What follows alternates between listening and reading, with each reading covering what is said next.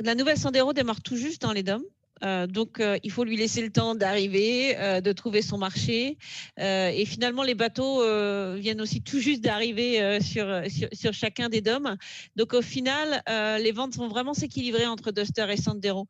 Et on vient tout juste d'ouvrir les commandes, en fait. Donc, sur certains DOM, c'était en janvier, d'autres en février. Les résultats sont vraiment prometteurs à ce stade. Donc, moi, je suis pas inquiète je suis vraiment pas inquiète sur la performance de Sandero. Et on va voir, on va, je pense, assez rapidement retrouver comme historiquement un certain équilibre entre les ventes de Sandero et les ventes de Duster, qui sont nos deux best-sellers dans les DOM.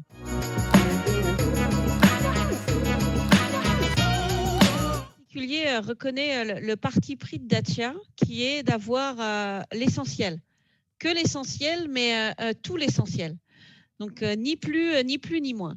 Et je trouve que c'est ce qu'on a bien réussi avec Sandero, et ce que les particuliers reconnaissent, d'où le succès commercial que vous mentionnez en France, mais qu'on va aussi retrouver dans les DOM. Donc, et finalement, oui, la génétique de Dacia, c'était sans doute d'être sur des véhicules abordables, mais aujourd'hui, c'est plus que ça, Dacia. Cette notion de essentiel et tout l'essentiel, je pense que c'est très important. Et avec Sandero, en plus, on rajoute une touche de design qui est vraiment le premier feedback des clients. Ça a été vrai en France quand on a lancé fin 2020. Et c'est aussi vrai des premiers feedbacks clients que j'ai pu récupérer des DOM qui nous disent bien qu'ils sont vraiment attirés par le design de nouvelles Sandero. En plus de ce côté abordable et d'y retrouver l'essentiel qui puisse se rechercher dans une voiture.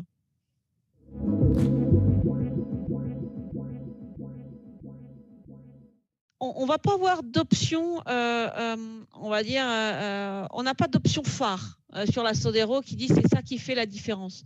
Mais on va avoir tout. Donc oui, on a une navigation disponible sur Sandero pour les clients qui le veulent. Et là, si vous voulez, je peux encore illustrer le principe d'essentiel.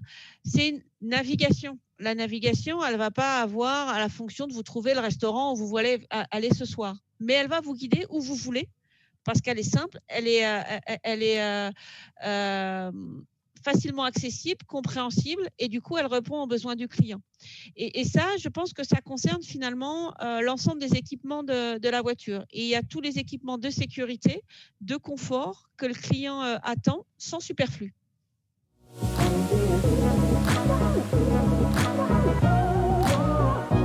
Pour être proche de nos clients, on travaille avec un importateur sur les DOM, qui est le groupe GBH, groupe Bernard Ayot.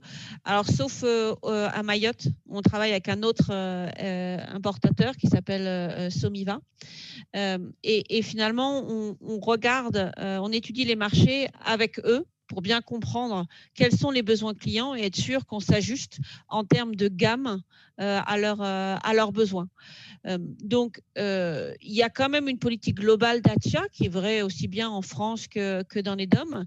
Mais après, on cherche à bien comprendre le client que l'on peut avoir dans chaque DOM. Et là, notre distributeur va beaucoup nous aider parce qu'il est vraiment sur le terrain pour être sûr qu'on va pouvoir vendre le produit tel que le client le désire et puis continuer à faire de Sandero un best-seller comme ça a été le cas dans le passé.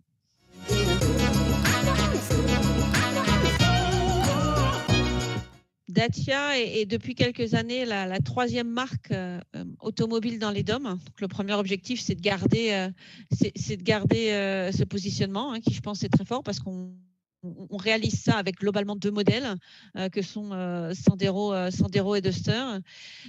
Et après une année 2020 qui a été un peu compliquée avec le Covid, on va dire que notre objectif, c'est d'être très proche des 9 voitures, enfin une voiture sur 10 vendues qui doivent être des Dacia. Et ça, je pense qu'on va garder ça en vision. Et puis après, si on sait faire plus, tant mieux. Mais gardons ce positionnement qui, encore une fois, avec 3 modèles, nous semble être bon aujourd'hui.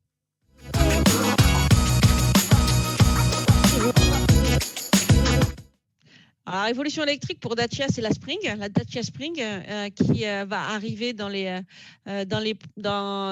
on va dire dans les pays d'Europe d'ici quelques semaines. Il y a déjà quelques exemplaires qui sont tout juste arrivés en France. Et bien sûr, on va regarder les opportunités qui peuvent exister avec les DOM.